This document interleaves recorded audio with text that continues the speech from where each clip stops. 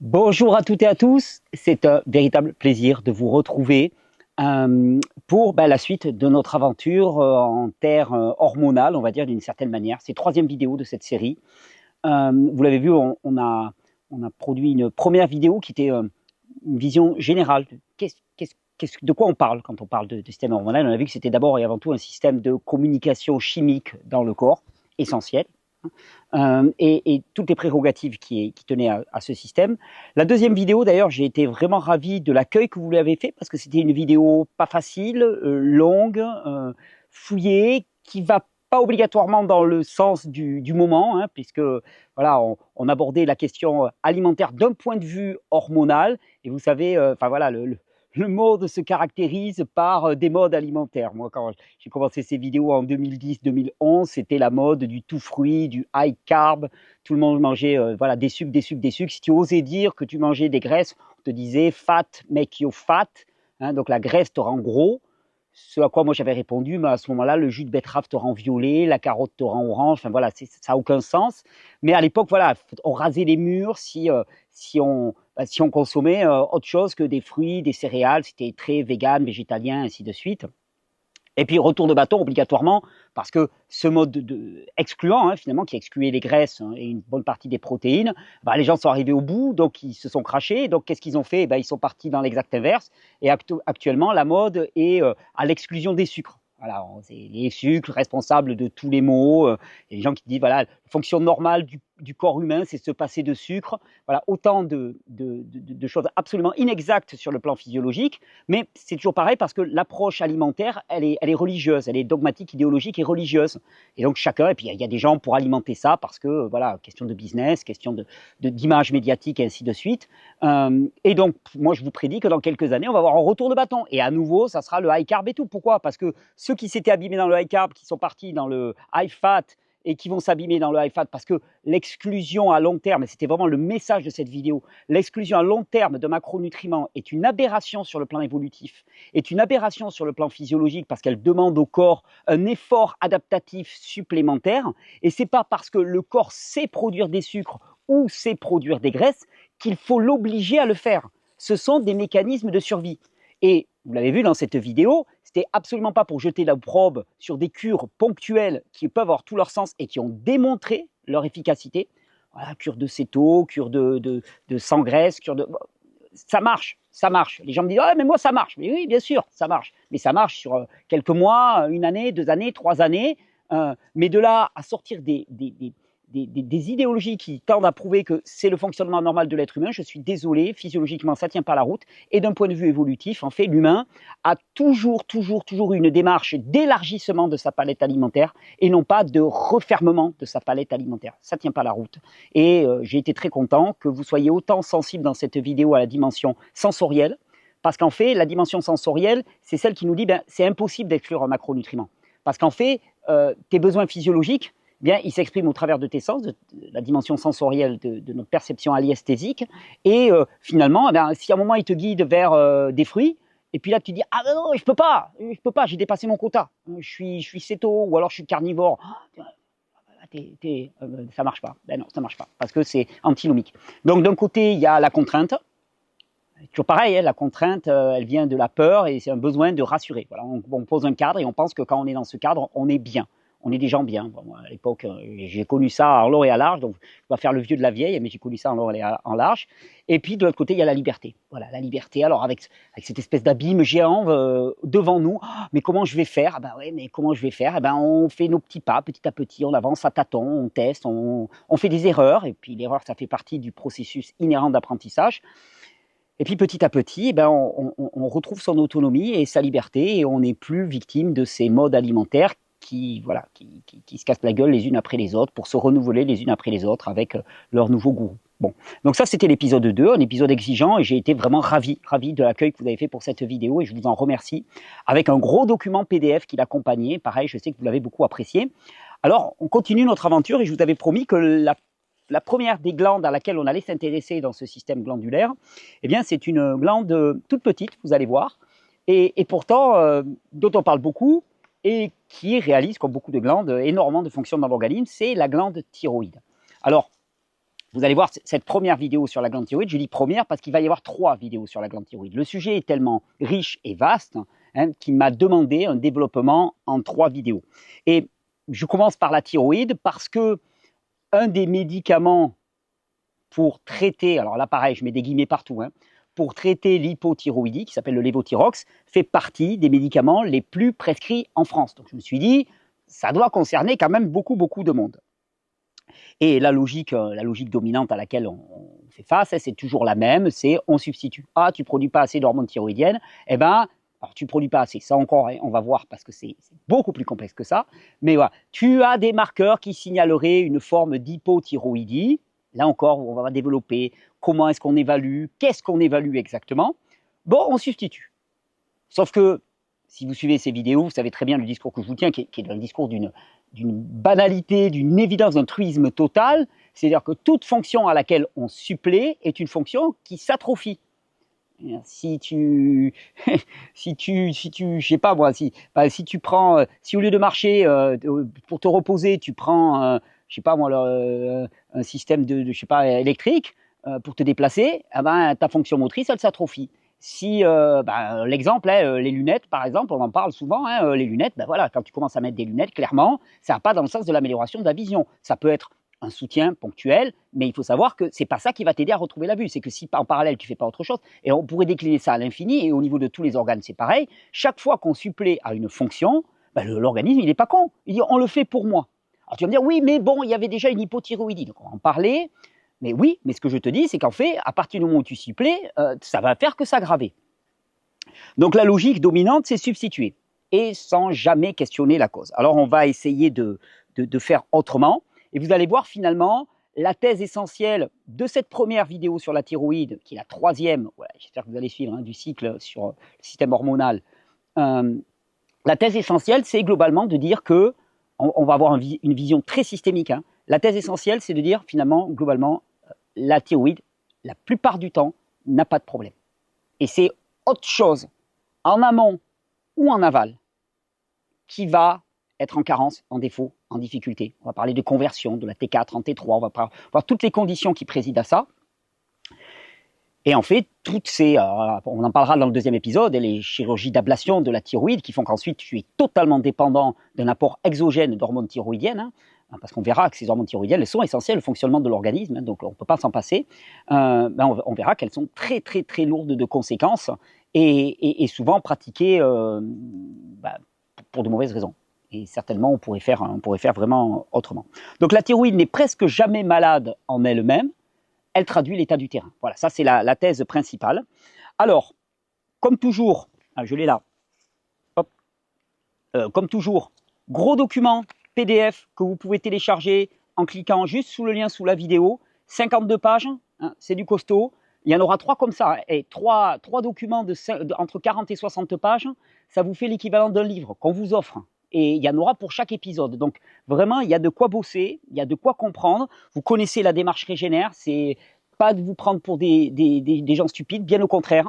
On est tous capables de comprendre, on est tous capables d'intelligence à partir du moment où on ne s'adresse pas à nous avec des termes abscons et dans un langage un petit peu ésotérique pour nous tenir à l'extérieur. Régénère, c'est totalement différent. Régénère, c'est un projet basé sur la responsabilité, l'autonomie et la liberté. Donc évidemment, tout est disponible gratuitement. C'est pas un manuel pour les étudiants en médecine, quoique peut-être qu'il y en a qui apprendraient quelques trucs dedans, je pense. C'est même pas obligatoirement un manuel pour les naturopathes, quoique je sais qu'il y a beaucoup de naturopathes qui s'en inspirent. Et allez-y, franchement, diffusez-le. Il n'y a pas de droit là-dessus. Je suis ravi si ça vous aide. Je sais qu'il y a pas mal d'étudiants en naturopathie qui nous ont écrit pour nous dire voilà, ça nous aide pour nos révisions. Tant mieux, c'est génial. Je suis trop content. Diffusez-le, partagez-le avec vos patients, imprimez-le dans votre salle d'attente. Allez-y, c'est donné, c'est partage. Ça m'appartient pas, ça appartient pas à Régénère, donc allez-y. C'est destiné à tous ceux qui veulent comprendre. Voilà. Et on le fait en 3 parties parce que je n'ai pas envie de vous asséner des espèces de pseudo-vérités issues, je ne sais pas de quelle révélation, dans lesquelles je vous dis il faut faire comme ça, sortir de ces modes et finalement comprendre. Alors le document et notre travail sur la thyroïde, il va être structuré en 3 parties. Aujourd'hui, ça sera la première partie. La première partie, c'est comprendre. De quoi on parle, qu'est-ce que c'est que la glande thyroïde, quelles hormones elle produit, comment ça se passe, la conversion de ces hormones en T4, T3 et ainsi de suite. Ensuite, dans la deuxième partie, la prochaine vidéo, on verra tous les dérèglements thyroïdiens. Hypothyroïdie, hyperthyroïdie, on parlera de nodules thyroïdiens, on parlera des ablations de thyroïde, pourquoi elles sont pratiquées, quelles en sont les conséquences. Voilà. On essaiera de balayer toutes les conditions autour de la thyroïde. Et enfin, dans la troisième partie, eh bien, on abordera d'un point de vue purement hygiéniste, régénère, naturopathique, eh bien, toutes les stratégies de restauration qu'on peut avoir pour la glande thyroïde.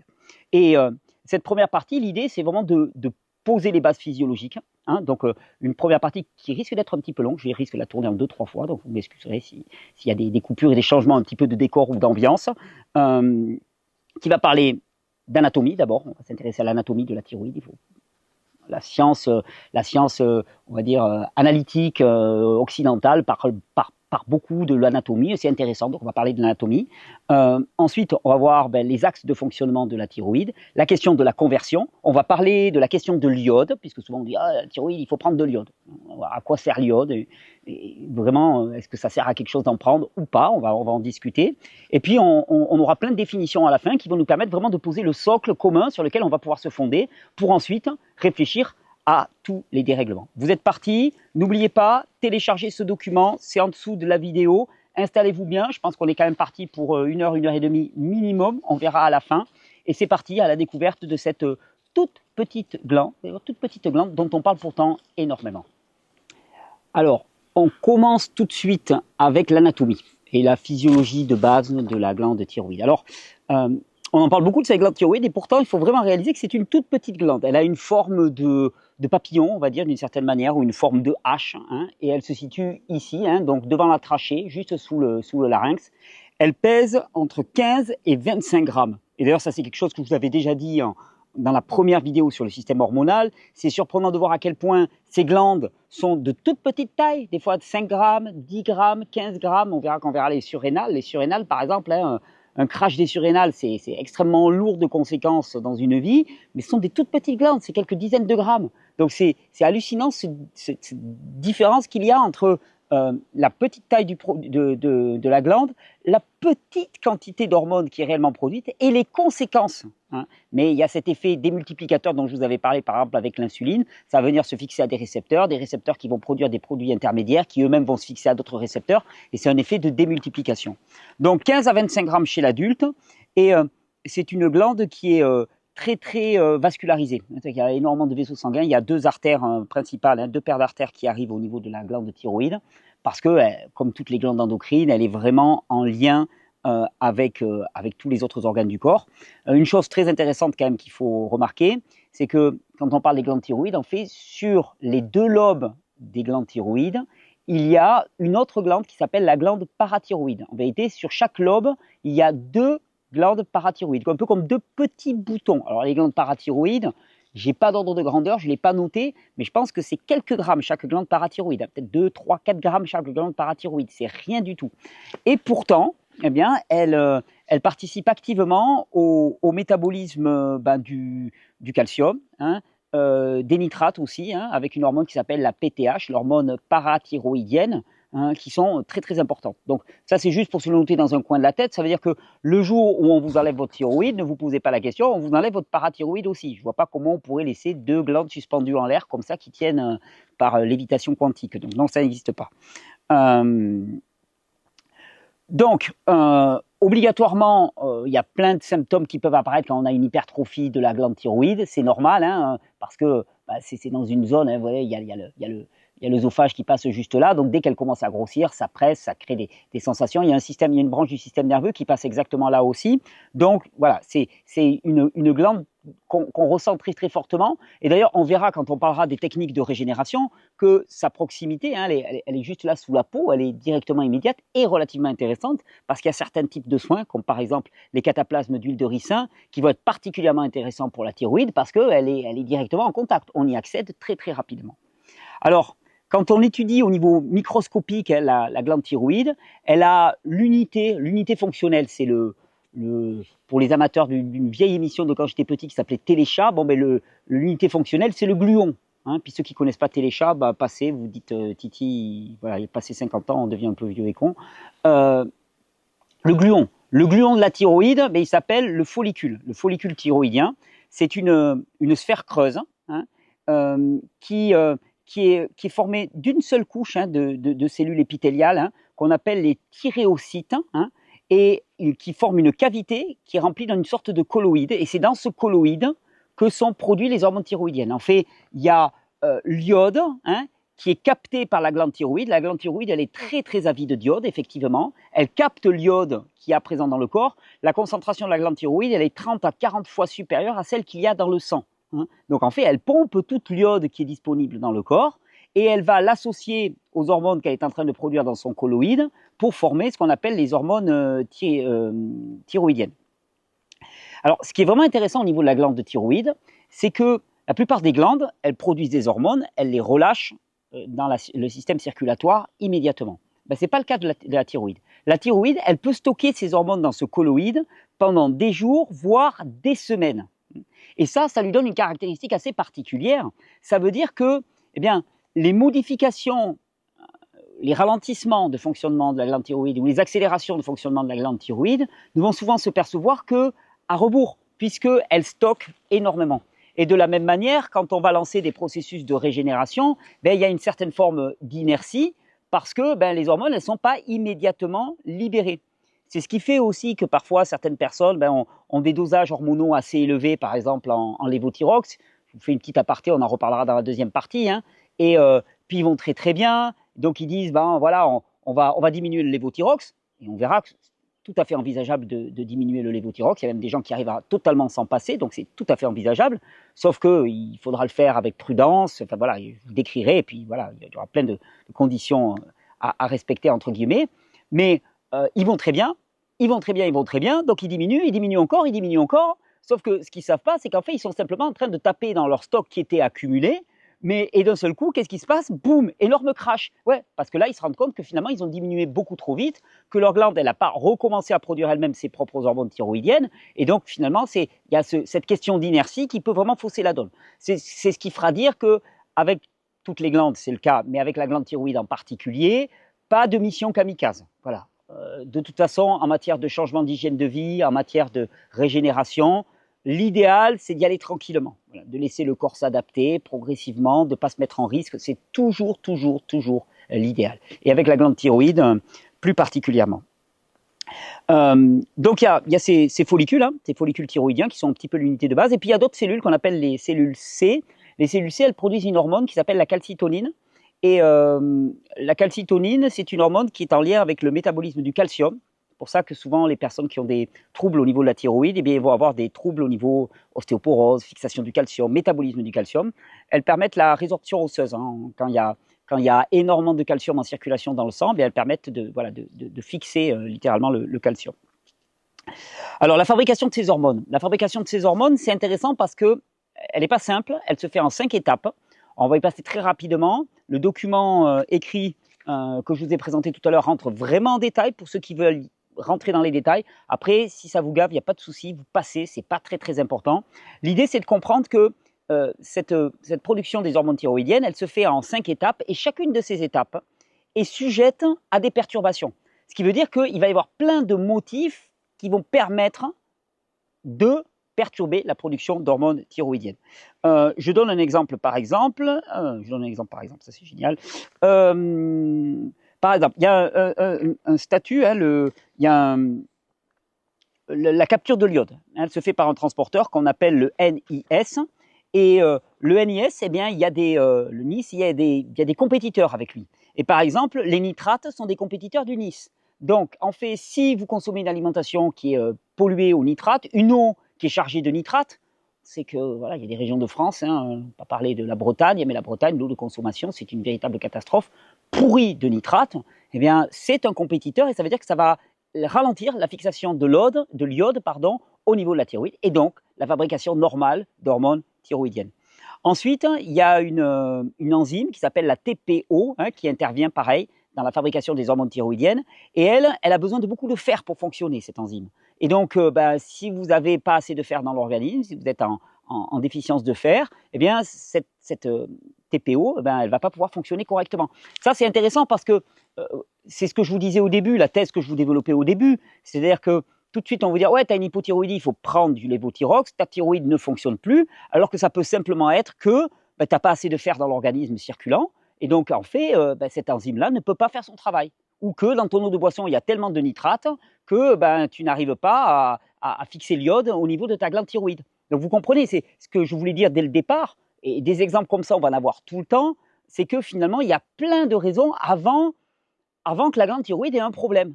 Et en pratique, on va se rendre compte que la plupart des hypothyroïdies ne sont pas des hypothyroïdies structurelles, mais fonctionnelles.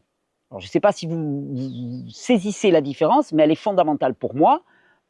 Fonctionnelle, ça veut dire c'est juste la fonction qui est inhibée, bloquée, empêchée, parce qu'il y a un cofacteur, il y a quelque chose dans les éléments qui participent au fonctionnement de cette glande qui n'est pas présent en suffisance ou qui est présent en excès. Alors que si l'atteinte elle est structurelle, ça veut dire que c'est la glande elle-même qui est atteinte. Alors quand c'est structurel, forcément, ça va mettre du temps pour se rétablir. Alors que quand c'est fonctionnel, ça peut se rétablir relativement rapidement. Je donnais un autre exemple. Par exemple, il y a une autre enzyme qui s'appelle la TPO, non, c'est toujours la TPO, qui est aussi la cible privilégiée des anticorps quand on a ce qu'on appelle une thyroïdite d'Hashimoto. On en parlera, parce que pour moi, il y a deux choses. On associe toujours les deux mots, thyroïdite d'Hashimoto, et je vous montrerai dans la vidéo numéro 2 que pour moi, il y a une thyroïdite et il y a ce qu'on appelle une maladie auto-immune. Maladie auto-immune dont on verra qu'on peut en dire beaucoup, parce que la théorie auto-immune générale de l'attaque du corps qui attaque ses propres cellules, voilà, elle ne tient pas. D'ailleurs, j'en profite parce que je viens juste d'écrire quelques notes là. Ça sera une bonne partie de ma conférence que je vais donner dimanche prochain. Alors, je ne sais pas quand est-ce que je vais sortir cette vidéo, mais en tout cas dimanche 20, je crois que c'est le 20, je serai pour le congrès de médecine intégrative. Et donc je serai ravi de vous présenter une conférence, d'ailleurs une conférence très particulière parce que je vais proposer à 3 personnages historiques de se rencontrer autour d'un jus, pas d'un café, j'allais dire, d'un jus. On va faire se rencontrer Louis Pasteur, Antoine Béchamp et Claude Bernard. Et on va essayer de les faire discuter ensemble. Loulou, Louis Pasteur, Toine, Antoine Béchamp et puis Claude Bernard. Et on va essayer de les réconcilier. Et vous allez voir, ça va être très très intéressant. Bon, mais ça se passera au domaine arc-en-ciel dimanche prochain, voilà, en espérant que la vidéo elle sorte avant. Et on parlera de maladies auto-immunes et de la définition de l'auto-immunité. On en parlera largement. Donc, ce qui est important de retenir là, c'est la petitesse de la glande thyroïde, le follicule, le fait que ce follicule thyroïdien, il condense, il garde en lui-même énormément, plusieurs semaines même d'hormones thyroïdiennes. Donc avant qu'une hypothyroïdie se manifeste, il va y avoir plusieurs semaines, et à l'inverse. Donc il y a une certaine inertie au niveau thyroïdien. Et surtout comprendre que la fabrication des hormones thyroïdiennes est une fabrication en 5 étapes, et que chacune de ces étapes peut être inhibée par l'absence ou l'excès d'un cofacteur. Voilà. On en est là. On va maintenant s'intéresser aux hormones thyroïdiennes, parce que souvent on parle de l'hormone thyroïdienne, on pense qu'il y a une hormone, la T4, à la limite on te parle de la T3, on va voir que c'est une grande famille. Alors les hormones thyroïdiennes, parlons-en, parce que c'est une grande famille. Vous avez peut-être entendu parler de la T4, un peu moins souvent de la T3, et intuitivement on se dit mais elle est où la T2, la T1, et puis est-ce qu'il y a la T5, la T6, la T8, la T10, enfin voilà jusqu'où ça va, mais vous allez voir, oui, il y en a pas mal. Alors la T4, c'est l'hormone thyroïdienne par excellence, c'est 80%, c'est celle qu'on appelle la thyroxine, c'est 80% de la production hormonale directe, donc c'est la thyroïde produit majoritairement de la T4. Par contre, cette T4, elle a une caractéristique, c'est qu'elle est totalement inactive. Qu'est-ce que ça veut dire? Ça veut dire qu'elle ne peut pas se lier au récepteur à la thyroïde, elle n'est pas active d'un point de vue biologique. Celle qui est active, c'est la T3. Et la T4 peut se transformer en T3. On verra les conditions de sa transformation. Et ça va être un facteur très très important de notre discours, c'est de comprendre que cette conversion de la T4 en T3, qui se passe majoritairement dans le foie, mais pas uniquement, est vraiment un des facteurs majeurs des hypothyroïdies fonctionnelles constatées. Parce que ta thyroïde peut très bien fonctionner, produire suffisamment de T4 et un petit peu de T3, Mais si cette T4 n'est pas transformée de manière adéquate dans le foie, donc rien à voir avec la thyroïde, eh ben, tu vas avoir les aspects d'une thyroïde, puisque les récepteurs aux hormones thyroïdiennes, les récepteurs à la T3, ils vont dire hey, Coco, là, on n'a pas assez. On n'a pas assez. D'ailleurs, on verra, c'est cette espèce de boucle de rétroaction dans lequel, finalement, les récepteurs renvoient une information à l'hypothalamus qui va produire ce qu'on appelle de la TRH, Thyroid Releasing Hormone, qui va informer la pituitaire qu'il faut produire plus d'hormones thyroïdiennes. La pituitaire, elle va produire la TSH pour dire la thyroïde. Et cocotte, je ne sais pas ce que tu fais, mais là, voilà, ça suffit. Là. Moi, il y a les cellules en bas, là, au bout du pied, là, ils me disent qu'il manque des hormones thyroïdiennes. Donc la thyroïde, elle dit bah, je ne comprends pas, moi, j'en produis assez et tout. Elle regarde, elle dit moi, c'est nickel et tout. Puis la pituitaire, tu vois, elle ne se laisse pas entraîner comme ça. Donc elle lui dit non, non, non, cocotte, la bouge-toi. Donc produit de la TSH pour la stimuler, pour la stimuler, pour la stimuler. La thyroïde, bah, elle essaie de carburer comme elle peut.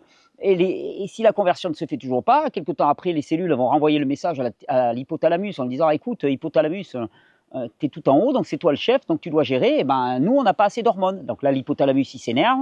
Enfin, vous voyez, voilà, ça c'est la physiologie version bande dessinée, mais c'est un petit peu ce qui va se passer. Donc, on a cette T4. La T4 n'est pas la forme active. La forme active, c'est la T3. 80% de la production de la glande thyroïde, c'est de la T4 inactive qui demande à être activée. La T4, l'intérêt de la T4, c'est que la T3, la forme active, elle a une durée de vie très courte. La T4, elle a une demi-vie de 5 à 7 jours, donc elle dure très longtemps, donc elle peut circuler dans le sang longtemps, elle est disponible, alors que la T3, elle a une demi-vie de 24 à 48 heures. Donc vous voyez, il y a vraiment une grosse différence entre les deux. Donc en fait, le corps convertit la T4 à la T3 en fonction de la demande. Mais il n'y a pas que ça. Parce que, bon, il faut savoir que 80% de la T3 réellement utilisée par le corps, elle vient de la conversion de la T4 en T3. La thyroïde produit un peu de T3 qui va être déversé directement dans le sang et qui va être active immédiatement. Mais l'essentiel, c'est la conversion de la T4 en T3. Donc vous voyez l'importance de ce facteur de conversion. Et puis, bon, il y a d'autres hormones. Il y a la T2, par exemple, dont on a découvert récemment qu'elle agissait directement sur les mitochondries. Très, très intéressant, qu'elle stimule la respiration cellulaire et le fonctionnement mitochondrien. Donc, vraiment, hormone très, très intéressante. Il y en a une dont on parle très, très, très peu, qui est la RT3, la reverse T3. La reverse T3, qu'est-ce que c'est? C'est une isomère de la T3. Donc, en chimie, qu'est-ce que c'est une isomère? Un isomère, c'est une molécule qui a exactement la même formule chimique, mais qui a ces atomes qui sont placés différemment, qui sont organisés spatialement différemment. Donc en fait, si tu l'écris, tu te dis bah c'est la même formule, c'est la même chose, mais quand tu la regardes, elle n'est pas exactement pareille. Et le problème, c'est que la RT3, on y reviendra largement dans notre développement, la RT3, elle va pouvoir se fixer aux récepteurs thyroïdiens, mais elle ne va pas les activer. Donc pareil, il y a des personnes, on verra dans quel cas, qui produisent énormément de RT3 plutôt que de la T3, et donc finalement ça va ressembler à une hypothyroïdie, on va dire la thyroïde a un problème, alors qu'en fait c'est juste la production de RT3 qui est excessive au détriment de la T3. Il y a aussi la calcitoline qui régule l'équilibre calcique, je vous en ai parlé tout à l'heure. Alors, il y a une chose qui est très très importante à connaître quand on parle de ces hormones, c'est le transport dans le sang, parce que toutes ces hormones, elles ont besoin d'être liées à des transporteurs pour ne pas être dégradées dans le sang. Il y en a une qu'on appelle la TBH, Thyroxine Binding Globulin, qui transporte à peu près 75% des hormones, et on a une autre qui s'appelle la transyrétine, qui est une préalbumine, et l'albumine aussi, qui sont des transporteurs secondaires. Donc, en fait, ce qu'il faut savoir, c'est que quand ils sont liés à un transporteur, pareil, totalement inactifs. Donc, en fait, moins de 1% de la T4 totale et 0,5% de la T3 totale circulent libres. Et il faut qu'ils soient libres pour venir activer les récepteurs. Seule la fraction libre est biologiquement active. Qu'est-ce que ça veut dire pour nous, ça? Et ça veut dire que la fraction liée, cette fameuse fraction liée, qui est une sorte de réservoir tampon, d'une certaine manière, qui circule dans le sang et qui est disponible pour faire du transport longue distance, une protection contre l'élimination.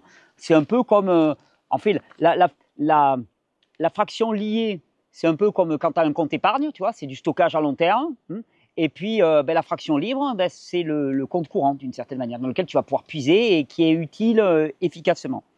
Ce que ça veut dire, c'est que quand on va faire des dosages hormonaux, ça va être très important de doser ce qui est réellement actif, c'est-à-dire la T4 libre et surtout la T3 libre, ce qui est rarement le cas. Alors j'avais écrit un petit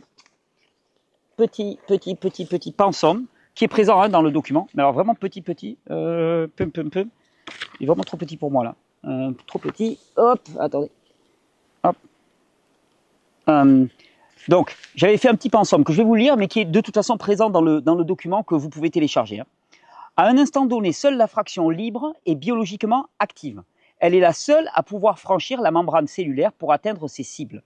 La fraction liée aux protéines de transport, la TBH par exemple, pendant qu'elle est liée, n'exerce aucun effet hormonal. Elle ne se fixe à aucun récepteur, elle ne traverse aucune membrane. La fraction liée n'est pas inutile. Elle remplit 3 rôles indispensables au bon fonctionnement du système. Premier rôle, le réservoir tampon.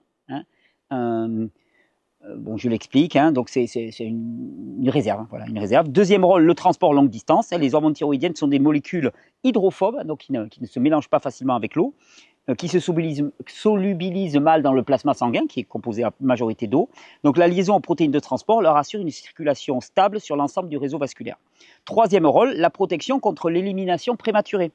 Parce qu'une hormone libre est exposée aux enzymes du plasma qui pourraient la dégrader, au filtre rénal qui pourrait l'éliminer. La liaison aux protéines soustrait l'hormone à ses voies de perte et prolonge sa demi-vie dans la circulation. Donc ça, c'est vraiment très très important de comprendre que finalement, cette fraction liée, elle est essentielle, mais obligatoirement, cette fraction liée n'est pas active. Donc là encore, on va avoir un facteur de perturbation finalement du fonctionnement apparent thyroïdien par le simple fait que les hormones s'activent ou ne s'activent pas, ou sont liées ou ne sont pas liées. Ça, des tas de facteurs qu'on va discuter un peu plus après, quand on sera dans la deuxième vidéo dans laquelle on va parler des dysfonctionnements thyroïdiens.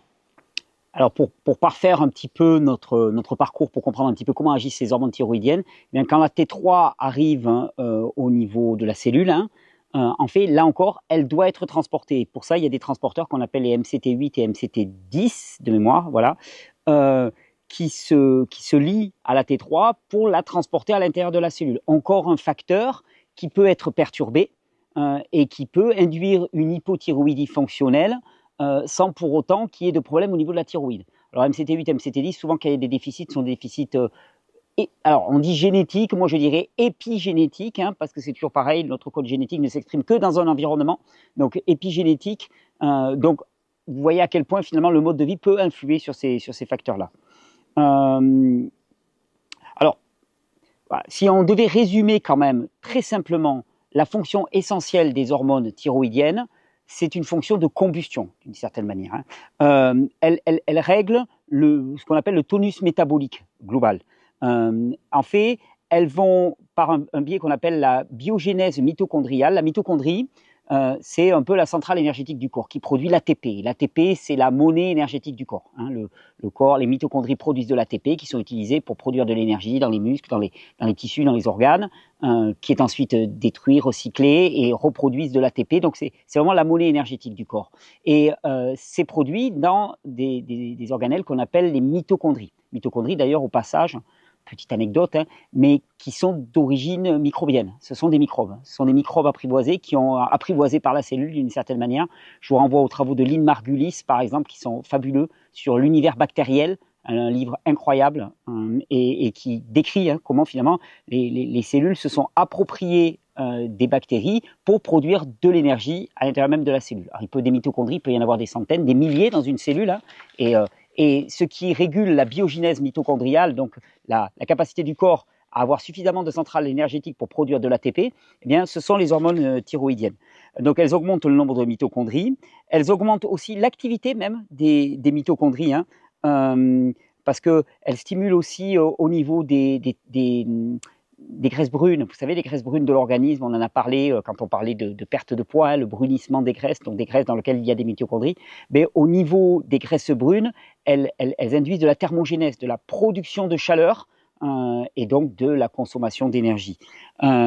Globalement, on va dire que si tu as une thyroïde en sous-régime, il y a moins de mitochondries, la combustion est beaucoup plus lente et ça va se traduire par de la frilosité et un ralentissement global. On va voir juste après un petit peu quels sont tous les tissus cibles sur lesquels les hormones thyroïdiennes agissent. Vous allez voir à peu près, elles agissent partout dans le corps. Ce qui explique que quand on a un tableau d'hypothyroïdie fonctionnel, eh bien, on va avoir des symptômes divers et variés, mais qui vont tous être liés à du ralentissement, de la frilosité et de la prise de poids, parce qu'en fait, c'est toujours la même logique, c'est-à-dire que si vous ne consommez pas votre énergie, ben, vous la stockez. Si vous ne consommez pas vos nutriments, vous les stockez, et finalement, eh bien, ça s'accumule, et pour autant, vous n'avez pas d'énergie.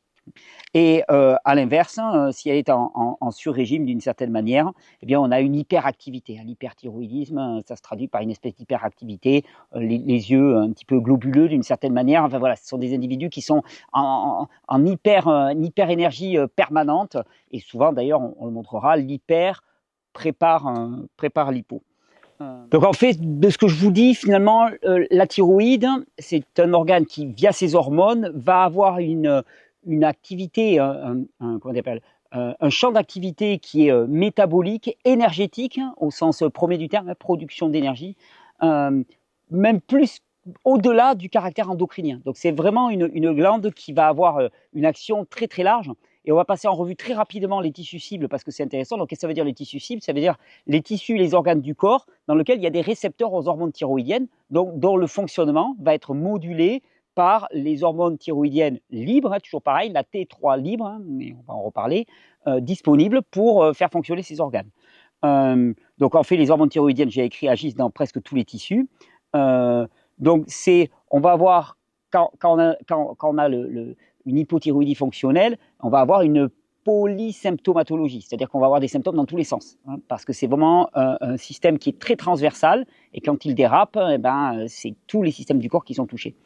Agit au niveau du système nerveux, maturation cérébrale du fœtus et du nourrisson, ça joue sur la vitesse de transmission de l'information neuronale, la plasticité synaptique, le métabolisme énergétique des neurones. Donc au niveau de la conduction de l'information nerveuse, l'hypothyroïdie, ça va se traduire par un ralentissement intellectuel, dépression classique, et une forme d'apathie, de ralentissement global.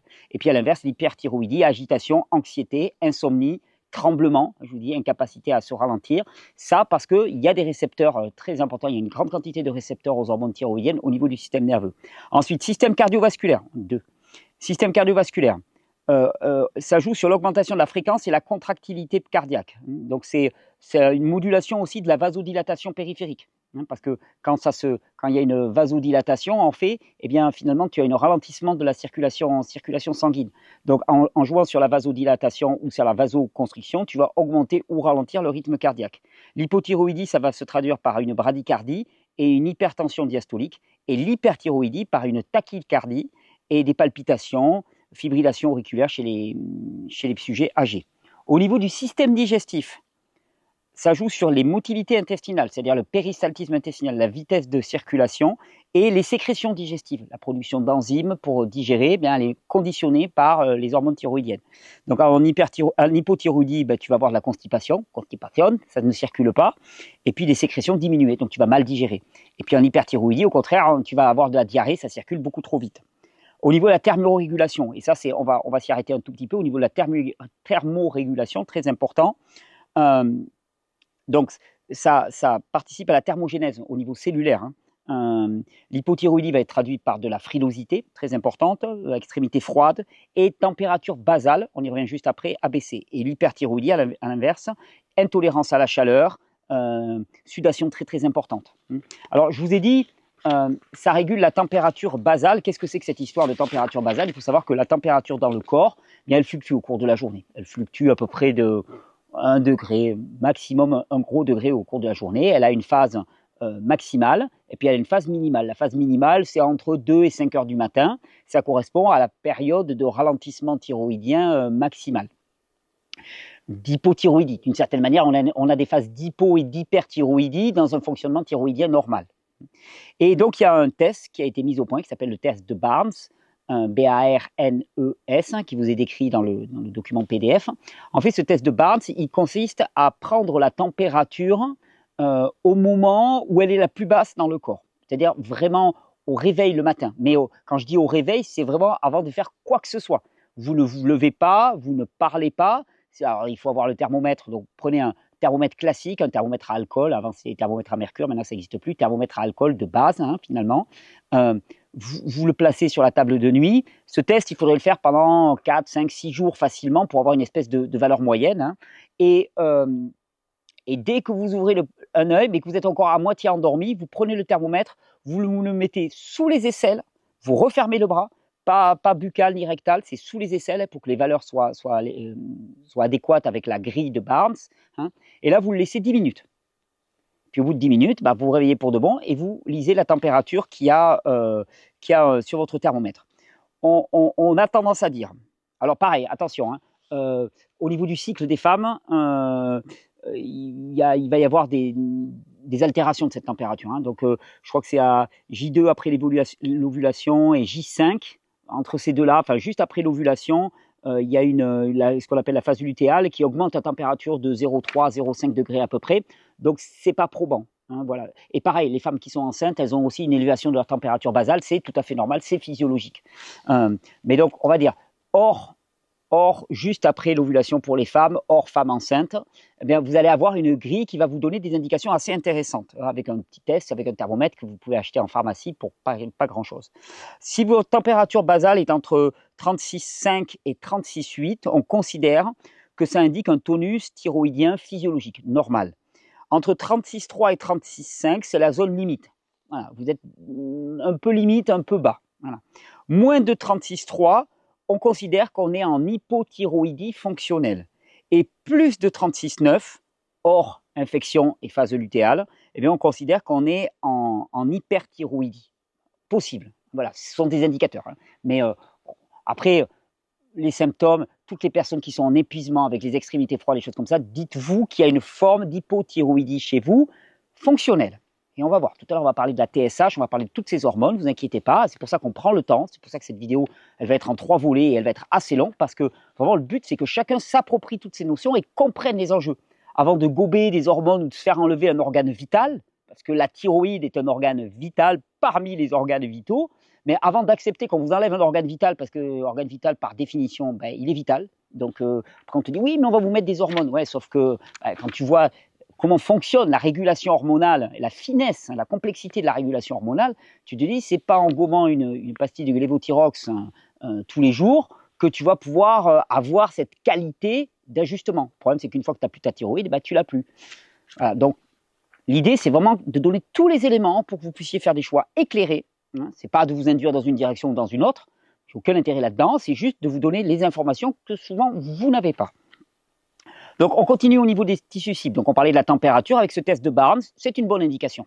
Ça, il ne suffit pas à lui seul, mais c'est une bonne indication et vous pouvez le faire très rapidement. Je vous dis, faites une moyenne quand même sur 5-6 jours.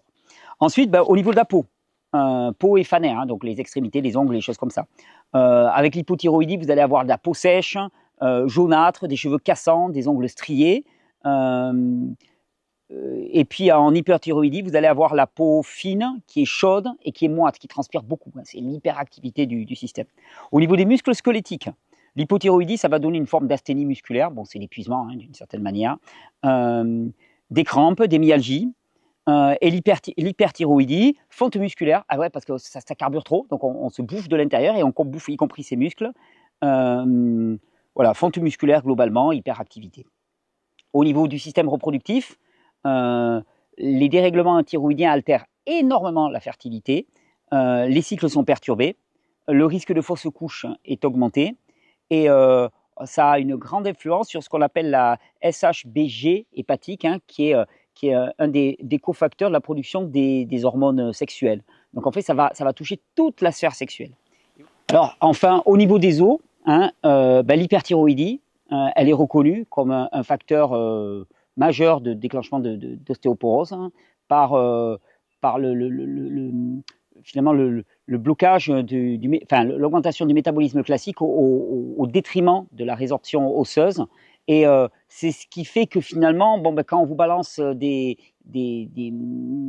lévothyrox comme des Smarties, tu vois, que t'engobes, le risque c'est d'en avoir trop d'hormones thyroïdiennes qui circulent. Et chez les personnes âgées, c'est un facteur massif, important d'ostéoporose.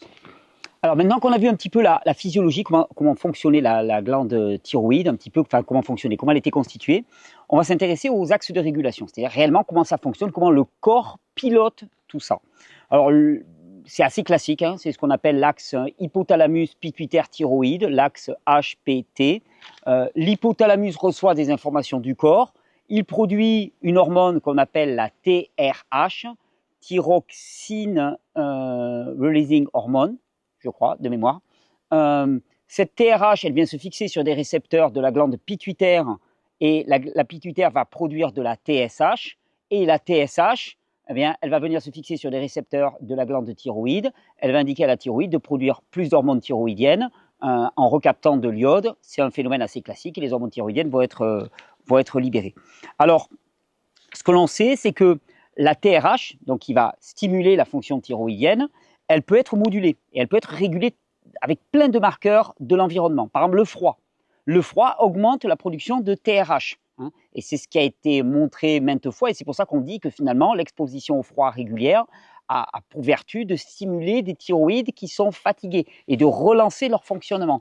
Parce que finalement, eh bien, exposé au froid, le corps il reçoit l'information, produit de la chaleur pour réaliser de la thermogénèse. Donc ça va amener à une production de TRH augmentée, de TSH et d'hormones thyroïdienne.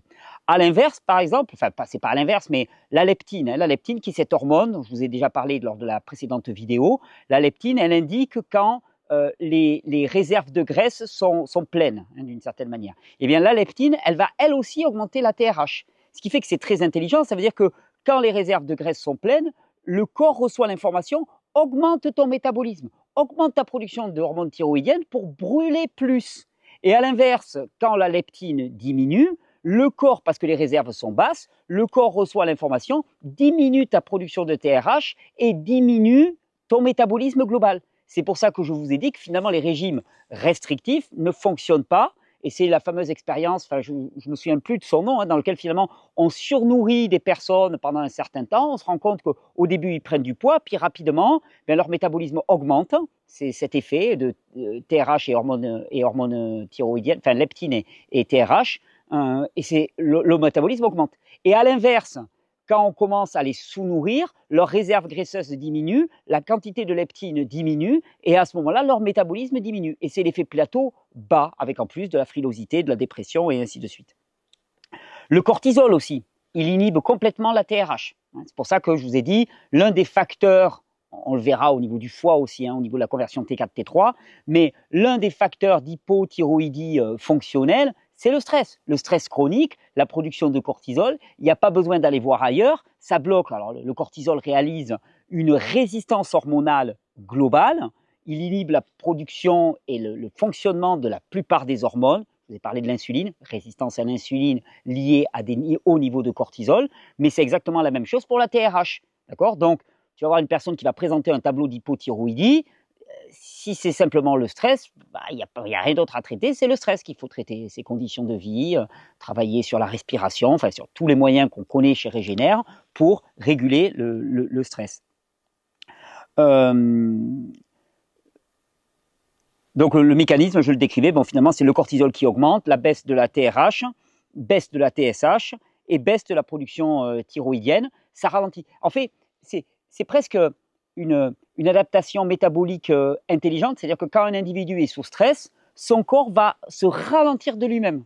C'est un peu comme si c'était une espèce d'autorégulation par rapport au stress. Sauf que si c'est chronique, il va se ralentir chroniquement et ça ne marche pas.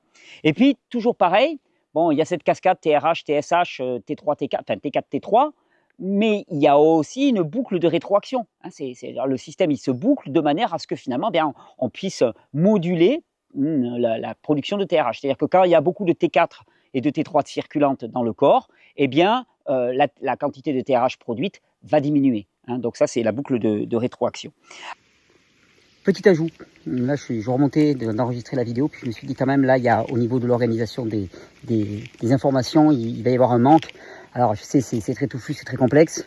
J'ai essayé de le rendre le plus simple possible. Je vous renvoie vraiment vers le document PDF. Mais avant d'aborder la question de la TSH, avant cette section, j'ai quand même une information à vous donner que vous allez retrouver plus tard dans la vidéo. Mais c'était important de le donner à ce stade-là pour que vous compreniez. Je vais vous parler de la conversion de la T4 en T3. Hein, la T4 inactive en la T3 active. Ça passe par des enzymes qu'on appelle les diodases. Les diodases, ce sont des enzymes qui vont modifier la localisation de l'iode pour que la T4 devienne T3 actives. Il y en a 3 principalement, la D1, la D2 et la D3. La D1, c'est celle qu'on va trouver dans le foie, dans les intestins, dans les reins principalement, qui vont permettre la transformation de T4 en T3 pour l'ensemble de l'organisme. En fait, c'est la T3, ensuite elle va repartir dans le sang et elle va aller agir sur des tas d'organes et de tissus.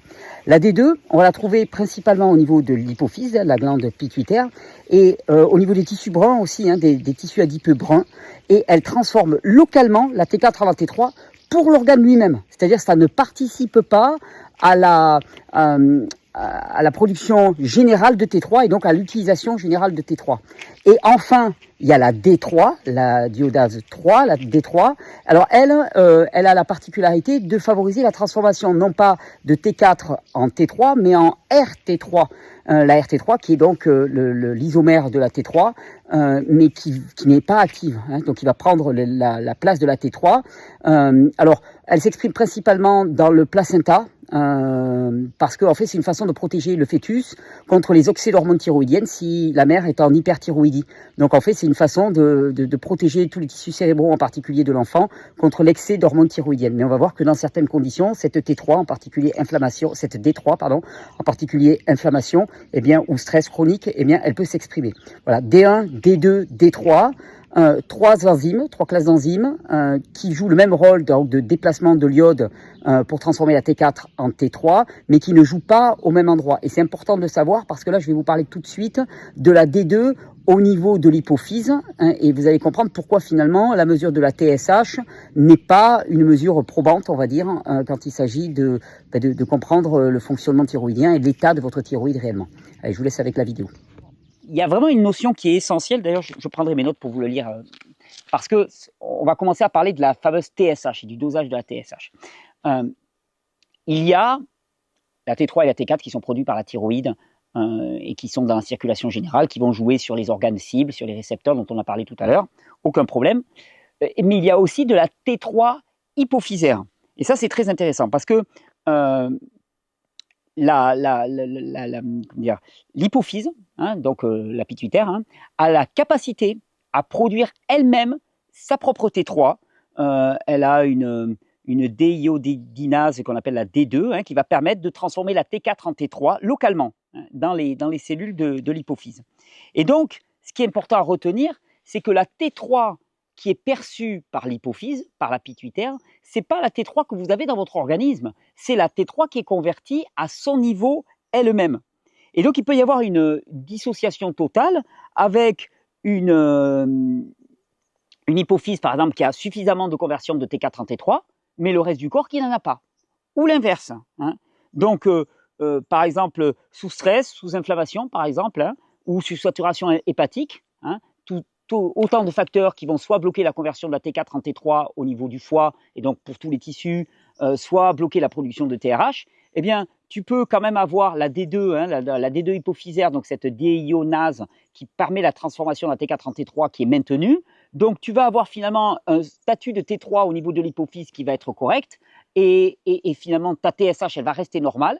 Hein, cette fameuse hormone qui est produite par l'hypophyse en réponse à un manque finalement d'hormones thyroïdiennes, bah, elle va dire ah, non, mais moi, à mon niveau, tout va bien. Hein. Alors, je vous ai écrit un petit texte pour vous expliquer ça très, très précisément, pour pas faire d'à peu près, et je vais me permettre de vous le lire. Et vous le retrouvez dans le cahier de cours directement que vous pouvez. Donc, l'hypophyse, organe, je vous lis, hein, on le fait tranquille. Hein. L'hypophyse, organe minuscule logé à la base du crâne, occupe une place tout à fait singulière dans le métabolisme thyroïdien. Elle dispose de sa propre machinerie de conversion de T4 en T3. Ça passe par la D2. Hein. Cette enzyme assure une conversion locale et instantanée de la T4 circulante en T3 active, à l'intérieur même des cellules de l'hypophyse. C'est cette T3 produite localement et non celle qui circule dans le sang que l'hypophyse perçoit pour calibrer sa sécrétion de TSH. Je vous rappelle, hein, il y a une communication entre l'hypothalamus et l'hypophyse, hein, qu'on appelait la veine porte hypophysaire, je crois, de mémoire. On en a parlé dans le premier, qui fait que finalement, ils ont leur propre circuit de communication. Ils ont leur propre réseau de téléphonie privée. Cette particularité crée une situation à laquelle la médecine endocrinologique classique fait rarement allusion. Il peut exister une dissociation complète entre le statut thyroïdien de l'hypophyse, perçu par le cerveau et reflété par la TSH, et le statut thyroïdien des tissus, vécu par le corps tout entier. L'hypophyse peut être satisfaite pendant que le reste du corps souffre d'un sous-régime hormonal important. Et inversement, l'hypophyse peut être en alerte pendant que les tissus en périphérie disposent d'une quantité suffisante de T3 active. Et cette dissociation, elle est possible parce que la fameuse D2, cette enzyme qui permet la conversion de T4 en T3, elle est très très efficace. Ce qui fait que l'hypophyse, elle parvient à maintenir très souvent un statut local en T3 satisfaisant, même lorsque la conversion périphérique s'effondre, la conversion dans le foie ou dans les autres tissus.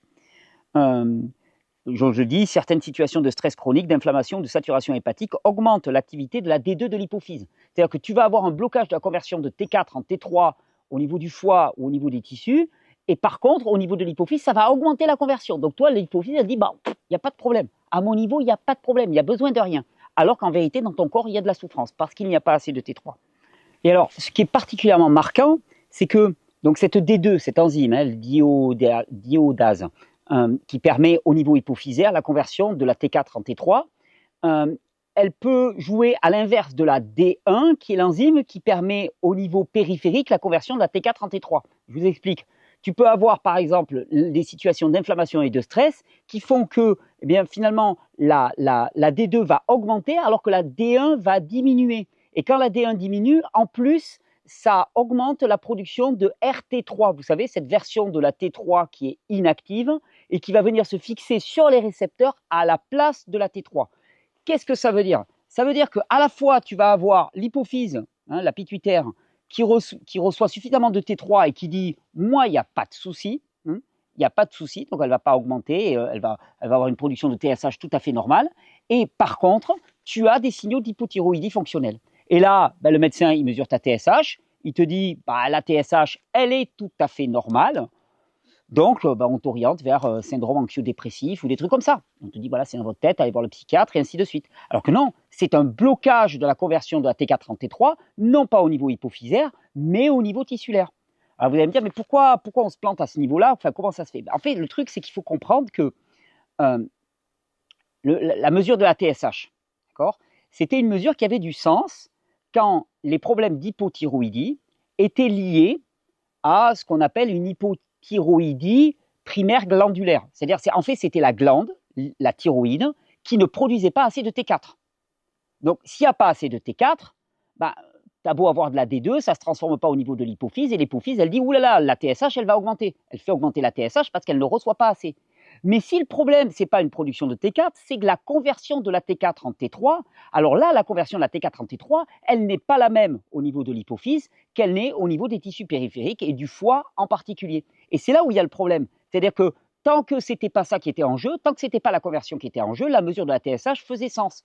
Maintenant que c'est la conversion qui est en jeu principalement, c'est-à-dire que la plupart des hypothyroïdies sont des hypothyroïdies fonctionnelles, et on va voir pourquoi dans la suite de cette vidéo et dans les vidéos prochaines, à ce moment-là, la mesure de la TSH, elle est souvent complètement à côté de la plaque. Pourtant, c'est encore un outil de diagnostic qu'on utilise. Et il y a des tas de gens qui se sentent très mal et qu'on renvoie vers, je vous dis, syndrome anxio-dépressif, c'est dans votre tête, allez vous faire soigner, allez voir un psy, parler un petit peu, et ainsi de suite, et voire pire. Et pourtant, c'est pas ça. C'est un problème physiologique. Alors, pour faire simple, puisqu'on est sur cette TSH, puisque c'est l'un des tests les plus prescrits pour mesurer la santé thyroïdienne. Qu'est-ce que mesure une TSH? Elle mesure le statut hypophysaire en T3, d'une certaine manière, et pas le statut tissulaire. Ça, c'est très, très important. C'est très important, donc ça fixe la première limite. Je vous ai expliqué comment on peut avoir la D2, cette enzyme qui convertit la T4 en T3 élevée au niveau de l'hypophyse et pas au niveau du tissu, et donc automatiquement, la TSH ne va absolument pas nous renseigner. Deuxième problème, les fourchettes d'évaluation même de la TSH varient énormément d'un pays à l'autre et d'un laboratoire à l'autre. Donc, tu as des fourchettes, j'ai pris des valeurs entre 0,5 et 4,5 pour certains pays, et pour d'autres, c'est entre 1 et 2,5. Donc, tu vois, à 3,5 dans certains pays, tu vas être bien, dans d'autres, tu es en hyperthyroïdie, et puis inversement. Donc, déjà là, c'est...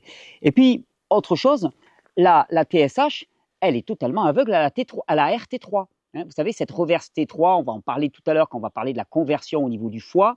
Dans le foie, la T4 se transforme en T3, on va le voir avec cette enzyme qu'on appelle la D1, mais en cas de saturation hépatique, en cas de trouble hépatique, eh bien, elle peut être transformée en RT3. Et cette RT3, elle va prendre la place de la T3 et donc bloquer le fonctionnement, hein, en tout cas mimer une hypothyroïdie. La TSH, elle s'en occupe pas. La TSH, elle s'intéresse uniquement à la T3. Donc en fait, si la T3 est suffisante, mais qu'il y a aussi beaucoup de RT3, ben la RT3 prend la place de la T3. Donc finalement, la TSH, elle va dire, oula, mais il y a beaucoup de T3 circulantes, donc tout va bien. Non, mais elle est circulante parce qu'elle ne se fixe pas, parce qu'elle ne peut pas agir. Et tu vas te retrouver avec une hypothyroïdie fonctionnelle. Donc voilà, tu as plein de patients qui sont étiquetés dépression, fibromyalgie, fatigue chronique par défaut, hein, alors qu'en fait, c'est une hypothyroïdie fonctionnelle. Et puis, il y a un autre facteur qui est très très important quand on va doser des hormones, et ça je vous l'ai toujours dit, les hormones sont pulsatiles, elles suivent des rythmes chronobiologiques. Je vous ai dit, le cortisol, par exemple, chez un sujet qui va bien, il y a un pic le matin, une acrophase le matin au réveil, et puis le point le plus bas du cortisol, c'est plutôt au moment de l'endormissement le soir. Avec la TSH, c'est inverse. Le pic qui se situe en plein milieu de la nuit, vers 2-4 heures du matin, un truc comme ça, 2-5 heures du matin. Et puis l'hypophase, hein, le point le plus bas, il est en milieu d'après-midi. Donc en fonction de l'heure à laquelle tu vas mesurer, tu vas faire ta prise, bah, les valeurs, elles vont être complètement différentes. Et c'est normal, puisqu'il y a cette variation qui est... voilà, oui, j'avais marqué le pic nocturne entre minuit et 4 heures, pardon, et le nadir, donc le point le plus bas, entre 16 heures et 17 heures. Et il y a une amplitude de 40 à 50%. Donc en fait, l'heure de prélèvement modifie complètement la valeur. Donc il faudrait faire des prélèvements toutes les heures pour avoir une courbe de la TSH. C'est rarement le cas. Donc à partir du moment où vous faites une prise à un instant donné, voilà, c'est une photographie de quelque chose qui est vivant et qui est en mouvement perpétuel. Alors, bon, j'avais pris quelques notes sur si vous voulez faire un bilan thyroïdien hein, qui tienne la route, bah, il faudrait mesurer la TSH, ok, bon, tu vous la mets automatiquement, on la met, hein, la T4 libre, très important, la T3 libre, très important, la RT3, hein, parce que je vous dis, si vous avez beaucoup de RT3, si la RT3 est très élevée, bah, en fait, elle va bloquer complètement le fait que la T3 puisse se fixer, donc vous aurez beau avoir de la T3 libre en quantité, elle ne pourra pas se fixer, elle ne pourra pas agir, il ne pourra pas avoir le transport membranaire de la T3, et donc voilà, vous serez dans un état d'hypothyroïdie. Le ratio T3 libre sur RT3, très très important, hein, parce que si la RT3 est majoritaire, ben, vous comprenez que vous êtes en hypothyroïdie. Et puis, bon, après, voilà, il y a plein d'autres facteurs que vous pourriez mesurer, mais déjà avec ça, vous avez une très très bonne idée. Alors, quand on parle de la thyroïde hein, et du fonctionnement de la thyroïde, je vous ai dit, il y a plein d'organes qui agissent là-dedans. Hein. Le foie. Ben, le foie, je vous ai dit, l'essentiel de la D1, de cette enzyme qui permet la transformation de la T4 en T3, elle est produite par le foie. Elle est exprimée dans le foie. 50 à 60% de la conversion T4-T3 se passe dans le foie. D'accord ? Donc, si vous avez un foie qui est engorgé, vous avez un foie qui est, enfin, voilà, qui est saturé, qui ne fonctionne pas, on assiste à une diminution de la transformation de la T4 en T3 et à l'inverse, une augmentation de la transformation de la T4 en RT3. Donc, vous avez moins de T3 et plus de RT3, ce qui fait que c'est une double peine. C'est pour ça d'ailleurs que la naturopathie met toujours l'accent sur le drainage hépatique. Pourquoi ? Parce que ben voilà, le foie, là, par exemple, encore une application du foie dans laquelle il joue un rôle majeur. Donc tu peux avoir une thyroïde qui va très bien, qui fonctionne très bien, qui produit la T4 comme il faut. Si tu as un foie qui est engorgé, ben, tu es en hypothyroïdie. Est-ce qu'il faut prendre du lévothyrox dans ce cas-là ? Ben, a priori non, parce que le problème il est hépatique, il n'est pas thyroïdien. Bon, après, le foie, il permet aussi la déconjugaison, enfin voilà, il permet aussi d'éliminer les hormones une fois qu'elles ont été utilisées, donc ça c'est très très important. Et puis une autre chose importante, c'est que quand on apporte de la T4 exogène, c'est ce qu'on fait quand on apporte du lévothyrox, eh bien le foie, la T4 exogène, le foie, il la traite pour la transformer en RT3 majoritairement. C'est-à-dire qu'on produit beaucoup plus de RT3. Donc c'est pour ça qu'il y a des grosses doses de lévothyrox, parce qu'il y a une grande partie qui part sous forme de RT3. Donc ça aggrave la situation. Autre organe qui va jouer énormément, ce sont les intestins. Et ouais, parce que les intestins, ils expriment aussi la D1. Hein. 20% de la conversion est fait par la D1 entérocytaire. Donc les entérocytes, ce sont les cellules épithéliales hein, donc des intestins. Hein. Eh bien, elles vont produire de la D1. Et donc, elles ont la capacité de transformer la T4 en T3. D'où l'état de votre microbiote, l'état de vos intestins va influer la conversion de la T4 en T3. Après, il y a le phénomène auto-immune aussi, dont on parlera un peu plus en détail dans la deuxième vidéo sur la thyroïde. Il y a les reins aussi. les reins, il y a aussi une D1 rénale hein, qui contribue à la conversion. Alors un petit peu moins, mais voilà, et si tu as une insuffisance rénale chronique, comme avec le foie saturé, on se rend compte que il y a moins de conversion de T4 en T3 et plus de conversion de T4 en RT3. Donc encore un organe sur lequel on peut jouer. Et puis alors, l'organe, on ne devrait pas pouvoir parler de la thyroïde sans parler des surrénales et réciproquement. C'est pour ça que moi, à chaque fois qu'on parle d'épuisement, c'est l'axe HPTA, hypophyse, pituitaire, thyroïde, et A pour adrenals en anglais, donc glande surrénale, parce que les deux sont liés. Parce que vous avez vu à quel point le cortisol module hein, la conversion de la T4 en T3, il module à peu près toute la fonction thyroïdienne, le cortisol. Donc, il module la TRH, il influe sur la conversion périphérique de T4 en T3. Le stress chronique avec cortisol élevé amène à une augmentation de la production de RT3 au détriment de la T3. Donc voilà, c'est à tous les niveaux, le cortisol. Donc qu'est-ce qui se passe? Les personnes sont sous stress, le cortisol est très très très élevé. Donc à ce moment-là, ça bloque la production de TRH, résistance à la TRH, ça bloque la transformation de la T4 en T3 et ça augmente la production de T4 en RT3, donc on est en hypothyroïdie. Et puis quand il y a le crash surrénalien, que les gens tombent en burn-out et qu'à ce moment-là, il n'y a plus du tout de cortisol, à l'inverse, trop de cortisol, ça bloque, mais trop peu, ça rend beaucoup plus compliqué l'utilisation de la T3 par les cellules directement. Donc vous voyez, à tous les niveaux, les glandes surrénales vont agir sur la glande thyroïde et sur le métabolisme thyroïdien. Ce que je voulais vous dire dans cette portion-là de la vidéo, c'était vous faire comprendre à quel point finalement la thyroïde, elle n'agit absolument pas seule, elle fait partie d'un tout. Et c'est d'ailleurs pour ça qu'en naturopathie, on a une approche qui est dite holistique. Hein, parce que une hypothyroïdie apparente, dans lequel on te dit « Ah, il n'y a pas de problème, votre TSH, elle est normale », eh elle peut cacher 1 milliard de trucs. Et en particulier, je vous dis, cortisol élevé, stress, foie engorgé, intestin encrassé, rein en hypofonction d'une certaine manière. Voilà, autant d'inflammation généralisée dans lequel on sait que ça augmente la transformation de T4 en RT3 et plutôt qu'en T3. Donc, si vous n'avez pas une approche globale, vous allez passer complètement à côté du tableau. Soit on vous dit tout va bien, soit on vous dire prenez du lévothyrox. Sauf qu'en fait, s'il y a suffisamment de T4 circulante, on n'a pas besoin de plus de lévothyrox. Au contraire, parce que comme je vous l'ai dit, plus tu augmentes le niveau de T4 circulante, au bout d'un moment, il sature et il va transformer beaucoup plus en RT3. Donc, en fait, c'est le serpent qui se mord la queue. Ok, bon, on a déjà bien avancé dans cette vidéo. Vous comprenez aussi pourquoi j'ai fait cette série de vidéos sur la thyroïde comme une série, c'est-à-dire en 3 parties. Parce que si on avait fait une seule partie, ça aurait été lourd et indigeste. Le but, c'est vraiment de vous apporter des éléments factuels, physiologiques sur lesquels vous allez pouvoir vous fonder. Cette première vidéo, elle a un côté un petit peu scolaire, hein, elle n'est pas très régénère, mais parce qu'elle est là pour préparer la suite. C'est-à-dire que si on veut critiquer et proposer autre chose, mais il faut comprendre pourquoi on le fait. Donc voilà. Là, à ce stade-là de la vidéo, on va étudier la conversion de la T4 en T3. On l'a vu déjà, on en a parlé, on a vu que c'était un petit peu la problématique majeure. Hein. Vous savez, il y a les hypothyroïdies glandulaires primaires hein, qui étaient avant, c'est-à-dire que quand c'était les glandes thyroïdes qui lâchaient. Et puis moi je vous dis, finalement, l'essentiel de la problématique actuellement, c'est plutôt une problématique au niveau de la conversion de la T4 en T3. C'est une hypothyroïdie fonctionnelle. Ça fait des années que je dis ça, mais jamais j'étais rentré dans le détail. Hein. Donc T4, T3.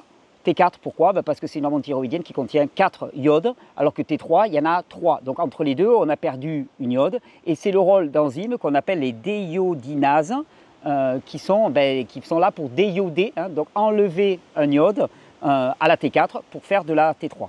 La T4, c'est 80% de la production de la thyroïde. La thyroïde produit principalement de la T4.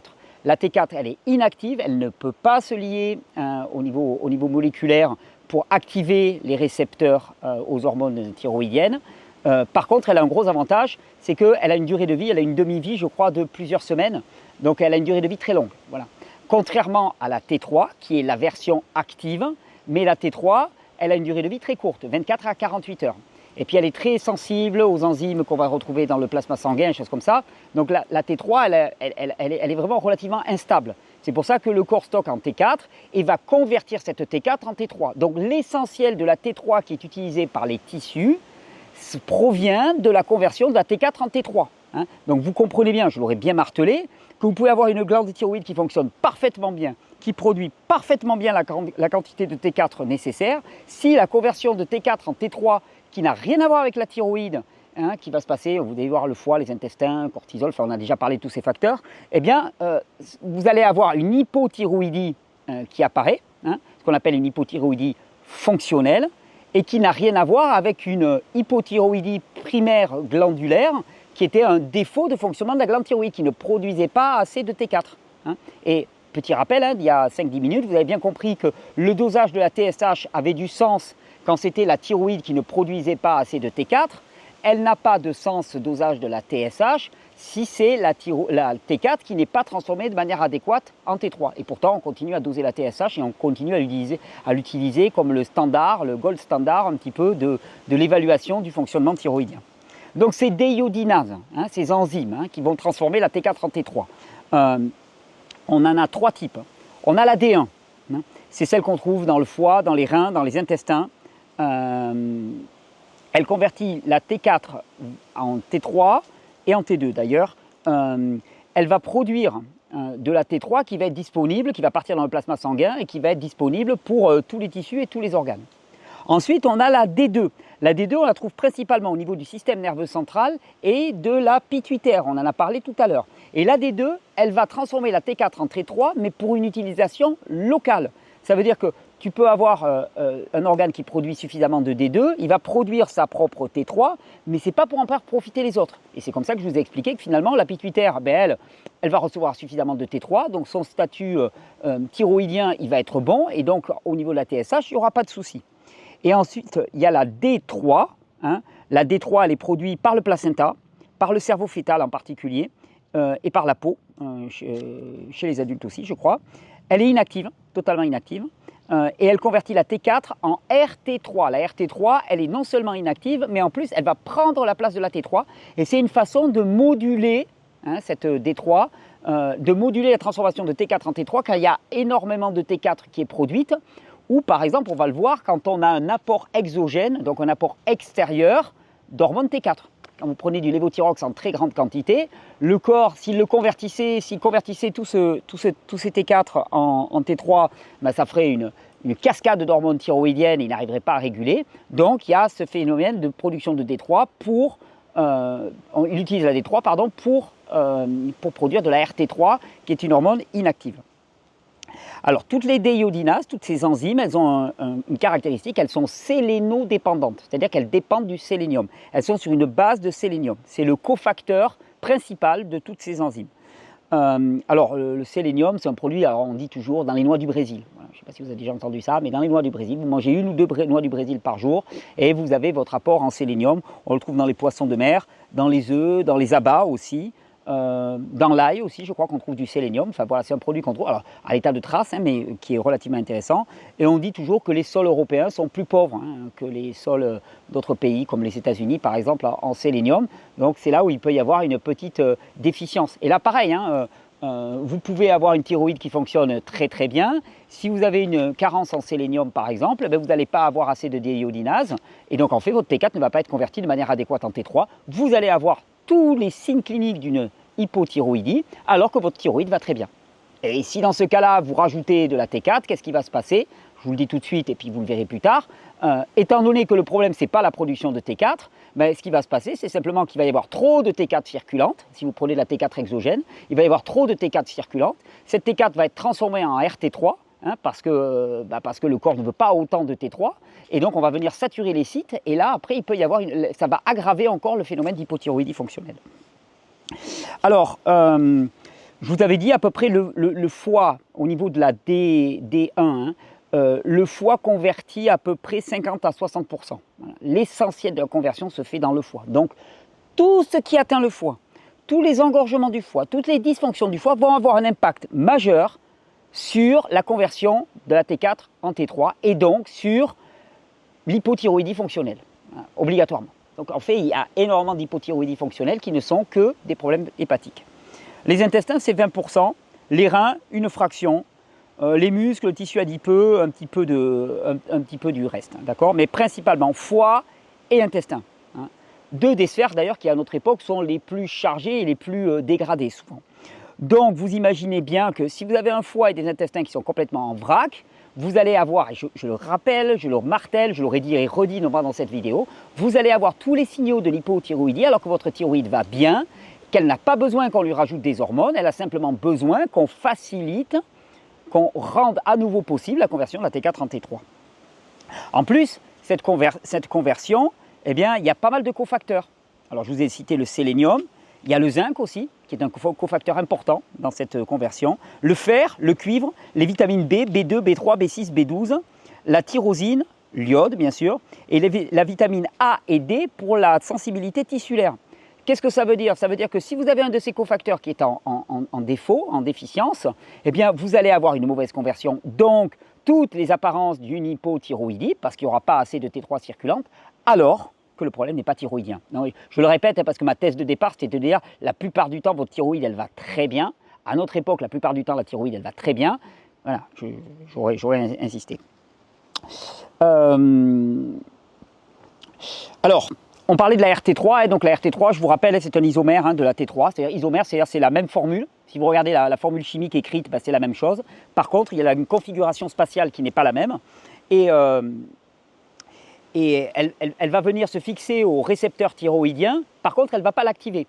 Donc non seulement elle ne l'active pas, mais en plus elle prend la place d'une T3 qui pourrait l'activer. Donc c'est une espèce de double punition. C'est ce qu'on appelle l'antagoniste compétitif. C'est un antagoniste compétitif de la T3. Alors qu'est-ce qui oriente vers la RT3? Qu'est-ce qui fait que le corps va produire plus de D3? Le stress chronique et le cortisol élevé. Ça c'est le facteur numéro 1. Et ça se comprend. Ça se comprend, c'est même d'une logique implacable. C'est-à-dire que quand tu es en stress chronique, en hyper-réaction par rapport à ton environnement, le fait de produire de la RT3 va faire que ça va te ralentir complètement.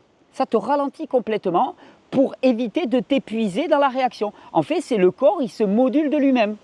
Vous imaginez à quel point c'est génial en fait. C'est un système d'autorégulation. Quand tu montes trop dans les tours, le corps il te ramène en dessous. Les restrictions caloriques sévères aussi. On dit le jeûne très très prolongé, j'ai marqué, bon voilà, les restrictions caloriques c'est très très sévère, ça augmente la conversion vers T3. L'inflammation chronique, alors ça c'est facteur, voilà. Donc quelqu'un qui est en inflammation généralisée, inflammation chronique généralisée, il va avoir une augmentation de la transformation de la T4 en RT3 et donc hypothyroïdie fonctionnelle observable alors que la thyroïde va bien. Saturation hépatique. Quand le foie est vraiment sursaturé, on voit que finalement il y a plus de RT3 que de T3 en particulier quand le foie est enflammé. Et puis les métaux lourds aussi. Les métaux lourds, le mercure en particulier, parce que alors, il y a un mécanisme un petit peu compliqué, il vient inhiber ce qu'on appelle la sélénocystéine et les métaux lourds vont induire ce shift de la conversion de la T4 vers RT3 plutôt que T3. Alors, qu'est-ce que c'est que l'hypothyroïdie fonctionnelle? L'hypothyroïdie fonctionnelle, c'est exactement ça.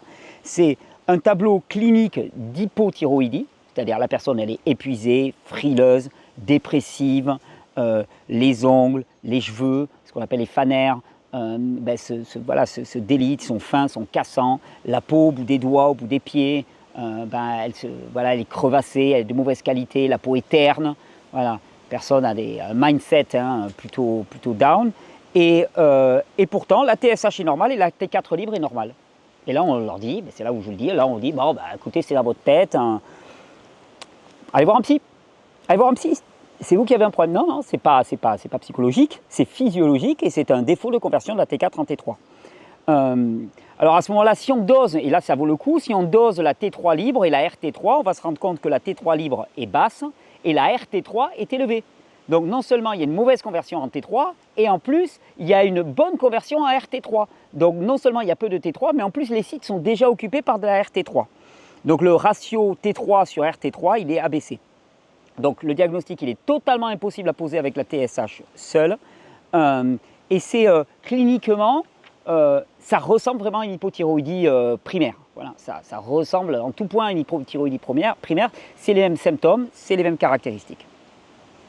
Et donc la prise en charge, bon, on va en parler, ça sera l'objet de la 3e vidéo. Ça va être une restauration du terrain pour faire que le foie convertisse bien, que les intestins convertissent bien, enfin, que tout le système se remette en place. Et ce n'est pas une substitution, hein, parce que c'est toujours pareil. Et puis, substitution, ça pose plein de problèmes, parce que je vous ai expliqué, alors premièrement, en substitution, on y reviendra dans la vidéo numéro 2, mais je vous le donne comme ça. Qu'est-ce qui va se passer d'un point de vue physiologique? C'est-à-dire que si ton hypothyroïdie, elle est fonctionnelle, que tu produis suffisamment de T4, tu vas prendre du lévothyrox, donc tu vas augmenter la quantité de T4 circulante. Donc, premier effet, le corps il va produire beaucoup plus de RT3, donc les sites vont être saturés. Hein. Il ne va pas produire obligatoirement plus de T3, il va produire plus de RT3. Et surtout, au bout d'un moment, la thyroïde, elle s'arrête de produire la T4. Vu qu'il y a énormément de T4 circulante, elle se dit, hein, là, moi, j'ai plus besoin de bosser. Hein. Elle ne comprend pas trop, je ne sais pas d'où elle vient, mais voilà, elle n'a plus besoin de bosser. Et là, tu vas pouvoir à la fin te retrouver avec une hypothyroïdie franche. C'est comme ça qu'on passe d'une hypothyroïdie fonctionnelle à une hypothyroïdie primaire. Parce que la thyroïde s'arrête de fonctionner ou s'arrête de produire en suffisance. Alors, elle peut redémarrer, c'est certain, mais il va lui falloir un peu de temps. Alors bon, j'avais listé un petit peu les facteurs, les éléments, hein, qu'on joue, hein, quand on a une hypothyroïdie, les types de propositions thérapeutiques qu'on peut vous faire. Bon, il y a la T4, hein, la lévothyroxine, hein, c'est le standard français. Donc je vous ai expliqué en quoi ça pouvait être catastrophique et même te faire passer d'une hypothyroïdie fonctionnelle à une hypothyroïdie primaire en épuisant ta glande thyroïde et en la faisant arrêter de fonctionner. Après, il y en a, c'est de l'apport de T3. Alors là, plus intéressant, ça répond immédiatement à la solution. Ça ne va pas faire que tu vas augmenter ta conversion. Donc tu vas être dépendant de cette T3 à vie. Donc ce n'est pas l'approche régénère, mais c'est déjà un peu plus intelligent. Tu évites ce phénomène de production de RT3 et ainsi de suite, et de ralentissement de la glande thyroïde. Donc déjà, c'est un peu plus fin comme approche. Et puis, un truc qui était très utilisé jusqu'à il n'y a pas si longtemps, c'est ce qu'on appelle les extraits glandulaires. Je me souviens, Robert Morse, un de mes formateurs, hein, les utilisait beaucoup dans les années 2010, les extraits glandulaires. Les extraits glandulaires, qu'est-ce que c'est? C'est de la glande, de la thyroïde, souvent de porc, hein, généralement. Et c'est un extrait, c'est un morceau de thyroïde de porc, hein, d'une certaine manière, séché, que tu vas prendre dans des petites gélules. Et donc là, l'intérêt, c'est que tu trouves de la T4, tu trouves de la T3, tu trouves de la calcitonine. Enfin, voilà, c'est des tissus thyroïdiens avec les hormones à l'intérieur. Souvent, les gens disent qu'avec des extraits glandulaires, ça passe mieux qu'avec de la T4, avec du lévothyrox ou même qu'avec de la T3. Bon, ça reste symptomatique, ce n'est pas une approche de terrain et ce n'est pas ce qu'on va promouvoir ici. Voilà, mais j'avais besoin de le mentionner. Alors, dernier facteur dont il nous manque de parler dans cette première vidéo, pour qu'on mette un petit peu le tableau en place, on va parler de l'iode. Eh oui, parce que l'iode, combien de fois j'ai entendu dire que pour sauver une thyroïde, il fallait simplement prendre de l'iode. On va voir que c'est un peu plus complexe que ça.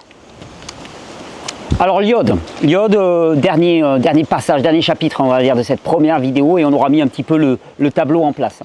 L'iode est un cofacteur essentiel, je vous ai dit, ça se passe dans la cellule, hein, dans le follicule thyroïdien. L'iode vient se conjuguer à l'hormone qui est en train d'être créée, et la T4 emporte 4 groupements iodés, donc c'est un cofacteur très très important. La T4 porte 4 atomes d'iode, la T3 en porte 3. Alors, il y a eu une époque, effectivement, où il y a eu des carences et des goitres, hein, qui étaient liés à des carences en iode. À notre époque, en tout cas dans les pays occidentaux, c'est quasiment impossible. De toute façon, il y a des supplémentations en iode un peu partout. Le sel est iodé, de toute manière. Donc, la carence en iode, en tout cas la carence en iode au sens normatif, hein, parce qu'on va en parler des normes, des quantités, hein, elle n'existe quasiment pas. Alors, c'est un cofacteur de la production, mais vous avez vu que des cofacteurs, il y en a plein. Il y a le sélénium, il y a le zinc, il y a le fer, il y a la vitamine B, il y a la vitamine A, il y a la vitamine D, qui sont des cofacteurs de la production hormonale thyroïdienne. L'iode en est un parmi d'autres. Et pourtant, enfin voilà, on entend dans les milieux alternatifs des recommandations. Il y a un produit qui s'appelle le Yugol, hein, en particulier, dans lequel on te dit voilà, il faudrait supplémenter énormément en iode. D'un point de vue thyroïdien, ça ne m'a jamais paru faire sens. Déjà parce que apporter un élément comme ça, séparé de toute matrice vivante, pour moi, c'est un médicament. Voilà, donc ça doit être manié comme tel. Et les doses souvent apportées sont extrêmement importantes. Alors, il faut savoir quand même que quand l'iode vient se lier aux hormones thyroïdiennes en formation à l'intérieur du follicule thyroïdien, eh bien, il y a il y a un élément transitoire qui est produit, c'est de l'eau oxygénée. On produit de l'eau oxygénée de manière à permettre cette fixation de l'iode sur l'hormone thyroïdienne en cours de formation. Et cette eau oxygénée, elle est très oxydative. Ce qui fait que si tu as un apport massif d'iode, l'un des premiers risques, c'est d'avoir cette production accrue d'eau oxygénée à l'intérieur du follicule thyroïdien et avec les effets oxydatifs qui peuvent venir détruire les tissus littéralement. Ça, c'est un des premiers facteurs. On va voir qu'il y a un autre effet, j'ai perdu son nom, oui, qu'on appelle l'effet Wolff-Chaïkoff. L'effet Wolff-Chaïkoff, il a été décrit par deux scientifiques qui s'appelaient Wolff et Chaïkoff dans les années 48 et qui montre que quand il y a une charge iodée massive qui arrive au niveau de la thyroïde, le risque, qu'est-ce que c'est? C'est qu'il y ait une production massive d'hormones thyroïdiennes et une forme d'emballement. Vous savez bien, les hormones thyroïdiennes, c'est le réglage de la combustion de l'organisme. Et le corps se protège contre ça. Un peu comme au niveau du cerveau du fœtus, il y a cette production de D3 qui le protège. Si la mère est un peu en hyperthyroïdie, si la mère est un peu high, le petit, lui, il se protège. Mais là, c'est exactement la même chose. L'effet Wolff-Chaïkoff, il nous dit que finalement, quand il y a un apport massif d'iode, il va y avoir un blocage de la production d'hormones thyroïdiennes au sein des follicules thyroïdiens, le temps que la concentration en iode, elle diminue. Et donc, ça a un effet exactement inverse à ce qu'on aurait voulu pouvoir générer. Alors, les besoins iodés, je vous donne les normes déjà. L'OMS, elle dit pour les adultes 150 mg par jour. En grossesse, on parle de 220 à 250. Et pendant l'allaitement, jusqu'à 300 mg par jour. Et puis, moi j'ai déjà entendu parler de plusieurs milligrammes par jour dans les courants alternatifs, on va dire, de la santé alternative. On a une référence au Japon, parce qu'en fait, on s'est rendu compte qu'au Japon, ils n'avaient pas de problème thyroïdien. Donc on a dit, ils consomment beaucoup d'iode parce qu'ils consomment beaucoup d'algues, c'est une bonne source d'iode.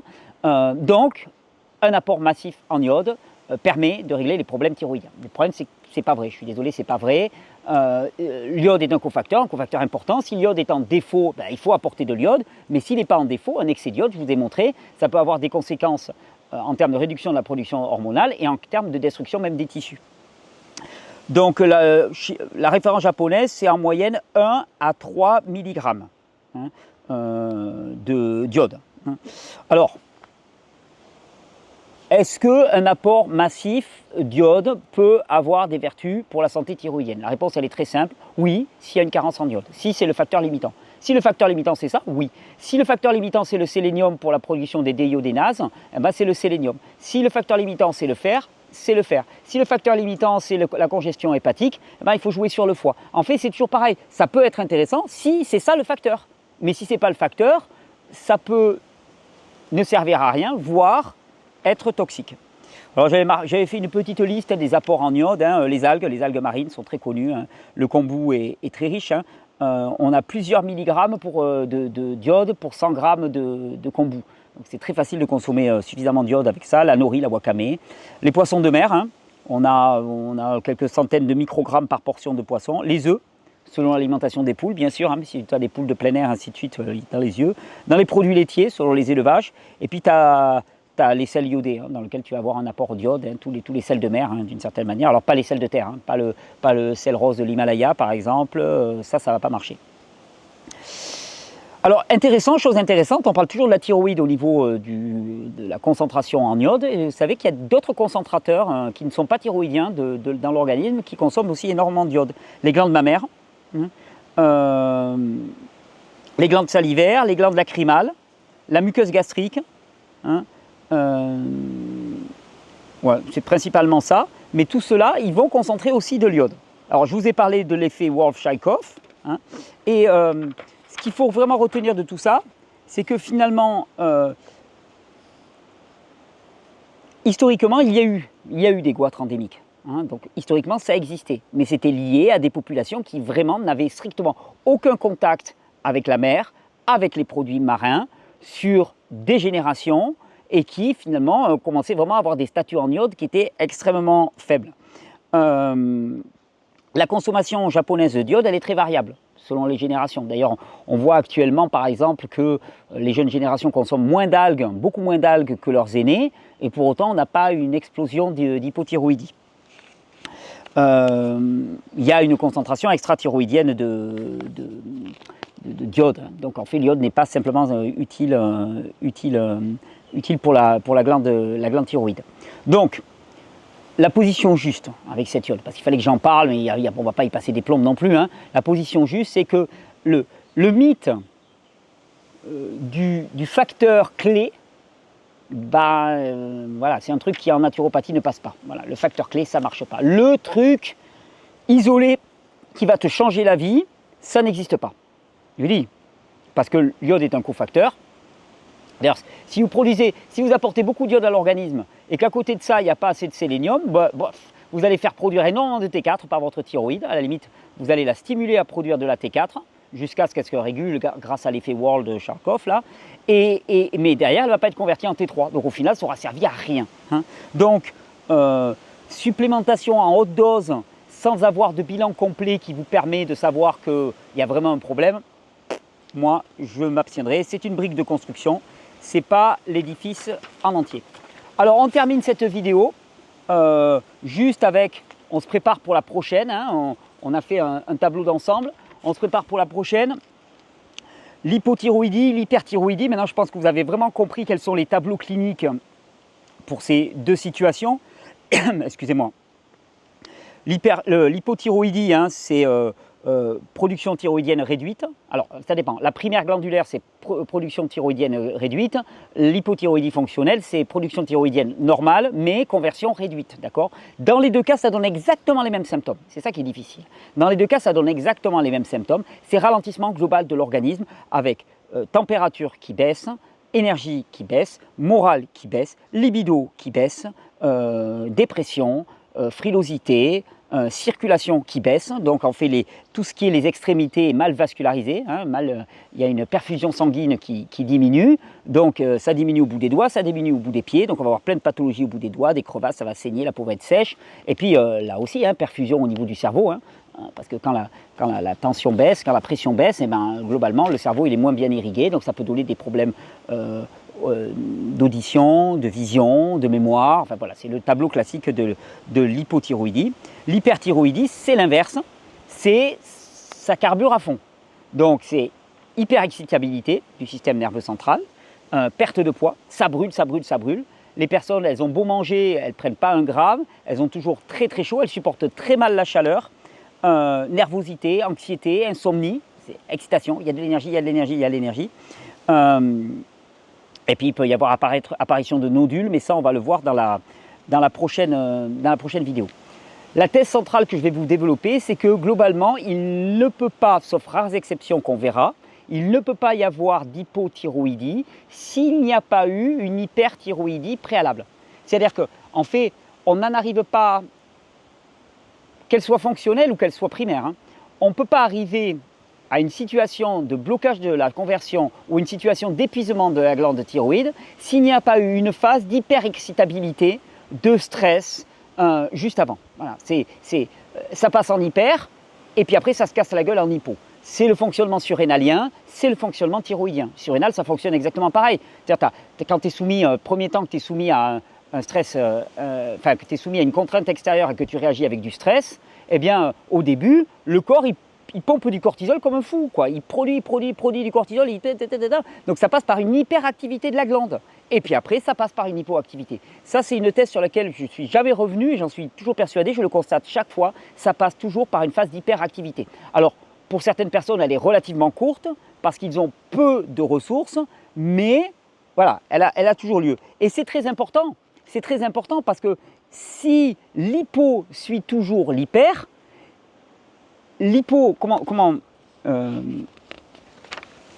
l'expliquer, l'hyperactivité, en lien souvent avec une situation de contrainte et réaction de stress de l'organisme, l'hyperactivité, la réaction de stress de l'organisme, c'est une réaction qui normalement devrait être ponctuelle, qui mobilise énormément de ressources dans l'organisme et qui produit énormément de déchets. Si vous êtes passé par une phase d'hyper, il y aura eu énormément de métabolisme, le métabolisme aura fonctionné à plein les ballons et donc il y aura eu énormément de déchets qui auront été produits dans l'organisme.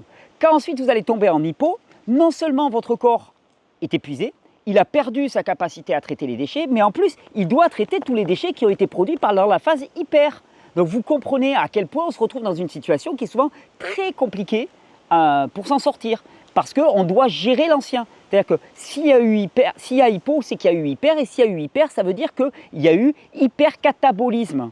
Vous connaissez ce terme de catabolisme que j'utilise souvent dans les vidéos. Catabolisme, qu'est-ce que ça veut dire? Ça veut dire qu'on prend les ressources du corps, on les utilise. Sauf que le métabolisme produit des déchets, c'est ce qu'on appelle des métabolites.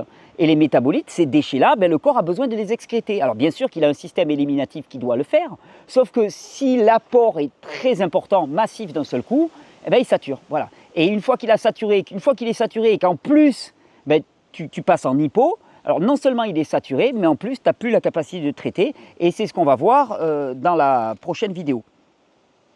J'avais fait un petit...